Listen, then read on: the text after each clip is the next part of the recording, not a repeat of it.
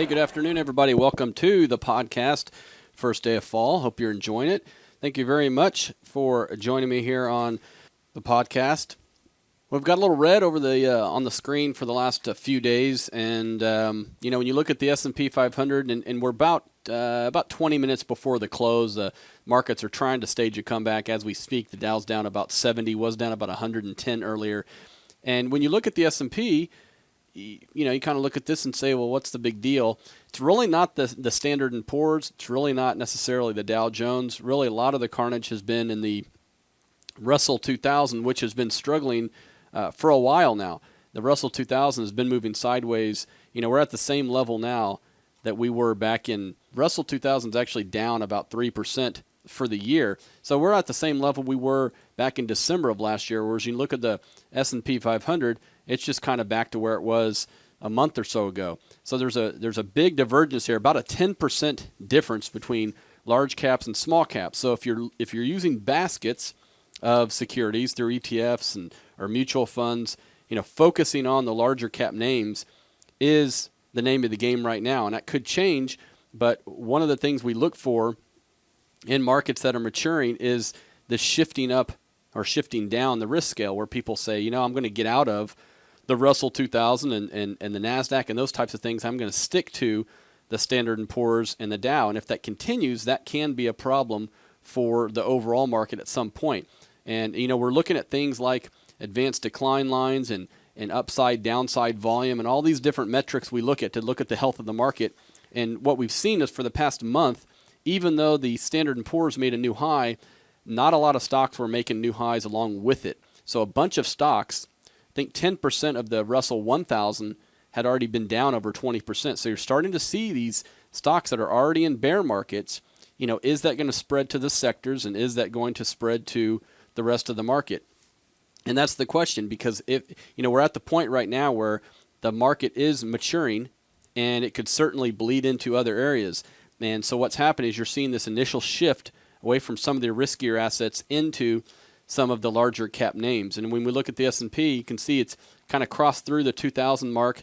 And as I said several weeks ago, it's been acting like a magnet. And it's been seen there in 1987. It went to 2010, but it's been hanging around that 2,000 level. When you look at the Russell 2000, as we speak, it's down about 0.6% on the day. Again, let's see if this pulls back another 3% or so, and then you might get a real nice buying opportunity. But I do think you can, if you got some cash, maybe nibble on some things. But I would keep it in the larger cap area for now, because that's what's been working. Things like international have been getting hit. Really, everything has been getting hit other than the largest cap U.S. stocks. When we take a look at the volatility index, you can see that we've had a little volatility lately, and we're getting into the you can't see it on here, but some of the indicators we look at, you're getting into the fear zone where that VIX is up about 6% today. So you're up at that point where if you're wanting to buy, once that fear subsides a little bit, you can jump on it. So watch that over the next few days. Are we going to get this big spike? If we do, of course, we would see a much bigger drop in equities. But so far, we're at the level right now where the dip buyers have come in the last several go-rounds. Interest rates, you can see they had been climbing and actually had broken kind of a downtrend here, and was kind of interesting. They were climbing even though stocks weren't really doing much, and now we kind of broke out. Now we're pulling back a little bit as the fear trade comes back in just a little bit. But that's probably the most debated thing right now based on what the Fed's going to do, and they left considerable time frame in their language, but many people believe it's going to be maybe, let's call it March to June of next year, they would start raising rates. And, of course, the stock market, bond market might start anticipating that sooner than later. Now, gold's getting a bounce today. Why? I don't know. Gold is bouncing, though, and we're at these levels where perhaps it should start to bounce, where we found the support a few different times, July of 2013, January of this year, and then here recently. But gold has had a really tough time, not only gold, but silver, a lot of the commodities. And the main reason for that is this picture, the U.S. dollar.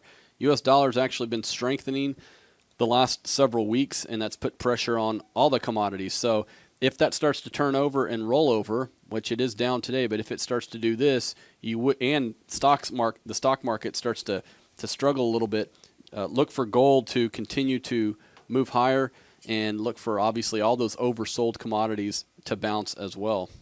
One other thing I did want to mention on the Russell 2000 is there was a lot made yesterday about this death cross where the 50-day moving average, which is the blue line here, crosses beneath the red line, which is the 200-day moving average. And of course, there's all kinds of implications for that. Again, just be a little careful with that because a lot of things can, the time that you make these adjustments in your portfolio, things can change. And so just because it did that doesn't mean that it's destined to fall, doesn't mean that the Russell's destined to lead to a bear market. The strong dollar and weak dollar and interest rates and the Fed and all these things are having an impact. But generally speaking, what I'm seeing is a gradual maturity whereby a lot of stocks are starting to fall off and not participate. So that means if you own big, large baskets like mutual funds, some of those funds might be struggling because they own too many stocks and the market's getting more and more narrow. And as that continues to happen, you may need to adjust your portfolio going forward as well. But the Russell 2000, that was the big news of the day yesterday, was this death cross, they call it. All right, we'll wrap up talking about Alibaba, the big IPO from last week. And unfortunately, many of you didn't get the stock at $68, and I didn't get the stock at $68. But if we didn't get the stock at $68, what we surely shouldn't have done was bought the stock at $100, which is it opened at $90, $91, I think, ran all the way up to $99. And you can see here, this is a 5-minute picture. A lot of people bought it at $99. And they are sitting there now with a 13% loss because the stock is now trading at 87. And this is the only way to trade this thing is to watch it on a 5-minute, a 1-minute picture because it doesn't have enough history. But I will tell you, this is a fast-growing company, and it's probably a company that is eventually, once it stabilizes, going to be owned in a lot of mutual funds and a lot of exchange-traded funds. So it is going to be a stock that's going to be a big, large-cap tech stock that's going to be in a lot of different portfolios. So continue to watch it, but it's very hard to assess it right now, and we don't know exactly where it will stabilize. But if you go back and look at what happened with Twitter, Facebook, both of those had a lot of trouble adjusting the first 2 or 3 months, and then there was a good time to buy it for a multi-month run. But it certainly doesn't look like right now as kind of the allure has worn off in only 3 or 4 days. All right, that's all I've got. If you want to connect with us, don't forget eggerscapital.com. We also do our weekly radio show. We're on Facebook, we're on Google+, and Twitter, twitter.com/Carl Eggers.